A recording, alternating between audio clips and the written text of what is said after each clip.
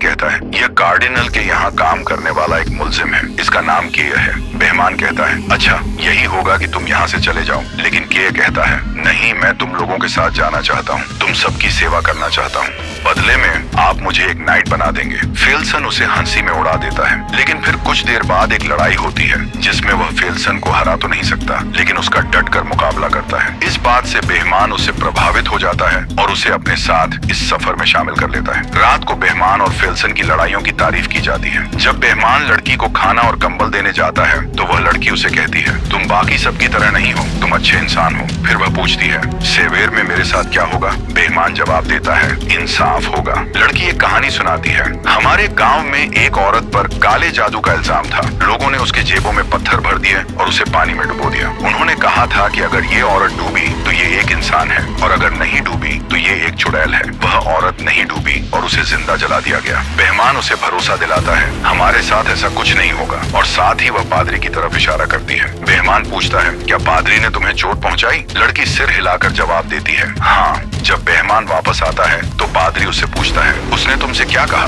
बेहमान कहता है, तुम क्यों जानना चाहते हो? पादरी उसे समझाता है, उससे अपने दिल के राज मत बताना, नहीं उसकी बातों पर विश्वास करो, वह बहुत चालाक है, वह हमें आपस में लड़वा सकती है। फिर रात बिताने के लिए वे जंगल में रुकते हैं। पादरी सबसे कहता है, हमें पहरा देना होगा, तो एखार्ट पहले पहरा देता है। वह उस लड़की की तरफ देख रहा था। कुछ घंटे बाद जब पादरी उसके पास आता है तो एखार्ट कहता है, ये लड़की मुझे मेरी बेटी की तरह लग रही है। ये सुनते ही लड़की उदास हो जाती है। जैसे ही एखार्ट जाने वाला था, लड़की रोने लगी। वह कहती है, मुझे इस पादरी के साथ अकेला मत छोड़ो। एखार्ट पूछता है, तुम्हें इससे डर क्यों लगता है? लड़की एखार्ट को पकड़ लेती है, उसे बचाने की कोशिश करते हुए। जैसे ही पादरी आगे आता है, लड़की पादरी का हाथ जख्मी कर देती है और उसके गले से चाबी ले लेती है और वहाँ से भाग जाती है। ये शोर सुनते ही बेहमान, फेल्सन और केय वहाँ पहुँचते हैं। पादरी से पूछते हैं कि क्या हुआ, तो पादरी बताता है कि वह लड़की भाग गई। वे सभी पास के गांव में जाते हैं ताकि उसे पकड़ सकें। उस गांव में भी महामारी फैल चुकी थी, वहाँ ज्यादा लोग नहीं थे, और जो थे वे बीमार थे। फिर लड़की अपनी शक्तियों का इस्तेमाल करने की कोशिश करती है। जैसे ही एखार्ट को वह अपनी बेटी जैसी लगती है, वह उसकी ओर बढ़ता है तो केय को लगता है कि शायद वह उसे मारने के लिए बढ़ रहा है। वह अपनी तलवार आगे करता है और इस वजह से